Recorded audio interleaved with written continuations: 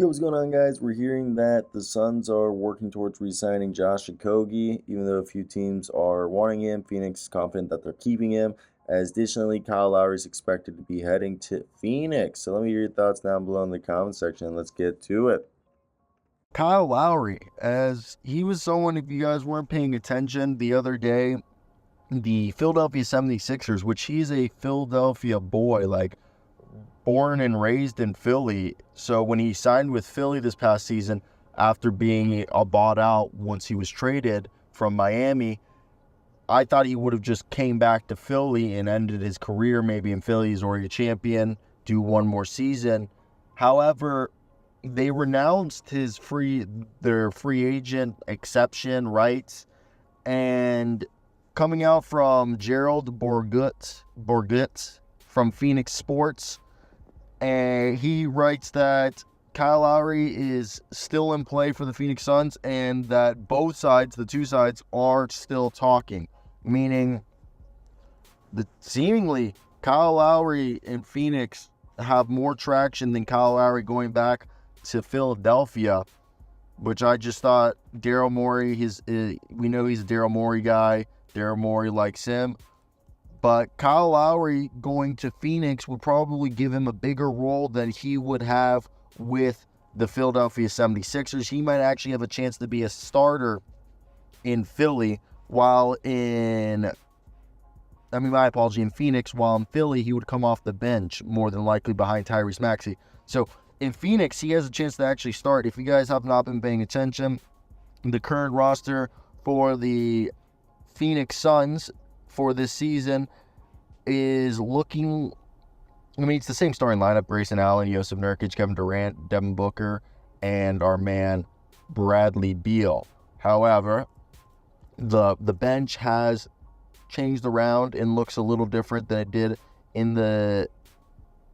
compared to last year. Now, what is that bench looking like? So, from what it's looking like this year, it's Monte Morris, Naz Little, Royce O'Neal, Bol Bol, Mason Plumlee.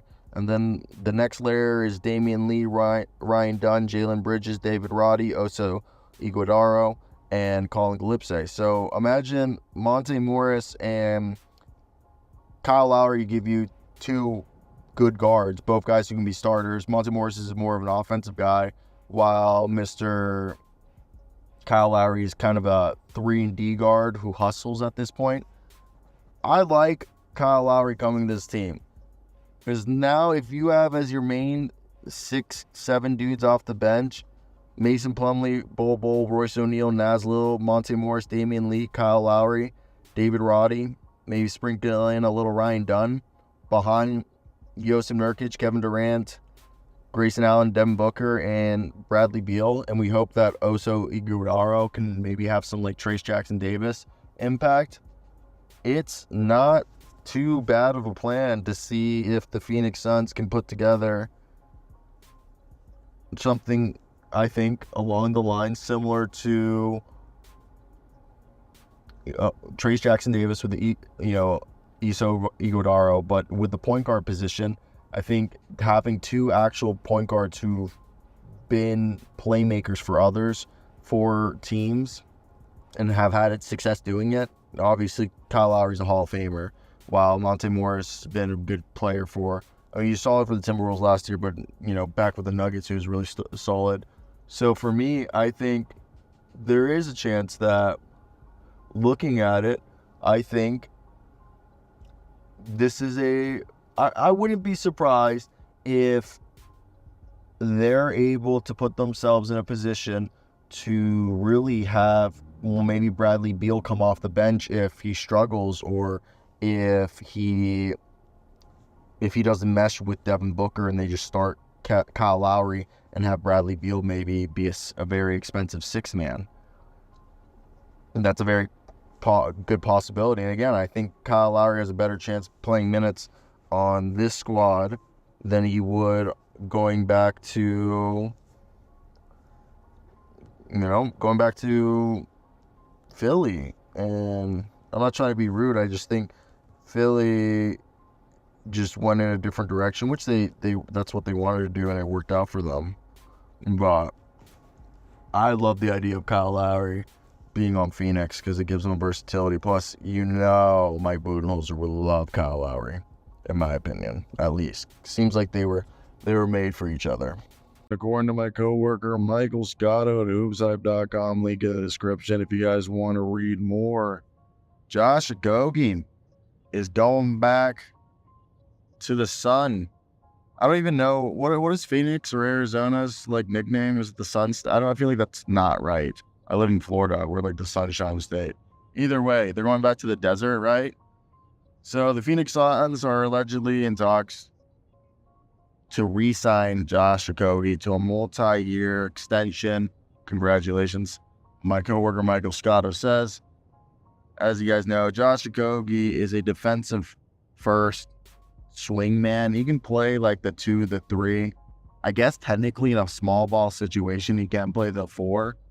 You guys remember that stretch where Josh Okogie was a 16-point per game scorer for the Suns? Like right before the playoffs, he like touched God for like 2 weeks. I do. Last year, he averaged just under 5 points and like 2.5 rebounds. And he's a lockdown defender. They need these type of guys. He comes in, he terrorizes, can occasionally get hot. Sometimes his 3-point shot will land. He's mainly a guy who's going to rim run, finish in transition, and cut off ball. And the Suns have his early bird rights on Okogie and are discussing a multi-year deal to retain his services.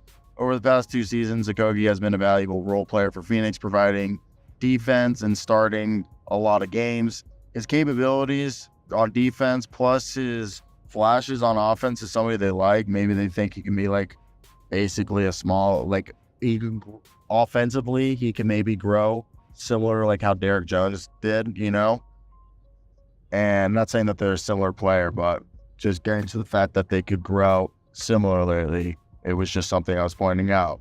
Now, besides that, I think when you look at a guy like Mr. Josh Okogie, the expectations is they probably want to keep him around. As they have his early bird rights, they can go over the salary cap, which they obviously already are. They have the biggest bill in the league. They'll just go ahead and probably re-sign him to a 3-year deal, one that is flexible and that they're not like handicapped to, but because of the position that they're in, they can't afford to give the pass up on Josh Okogie leaving because locking him down just means they have another body here for a while, and it's just good. And he's actually a guy who is an NBA player. Now, he's definitely a guy you'd rather have off the bench than starting. But again, for a team that is very offensive heavy, having a guy like Josh Okogie who can come in for Grayson Allen whenever he needs a breather, or for Devin Booker, or obviously Bradley Beal if he's healthy, or even Kevin Durant, as in that starting lineup, Allen's really the only true natural, like, willing defender. Even though I'm not saying those guys can't defend the rest of the guys, just saying Allen's the only one who likes to defend. But yeah, that's it. Okogie's coming back.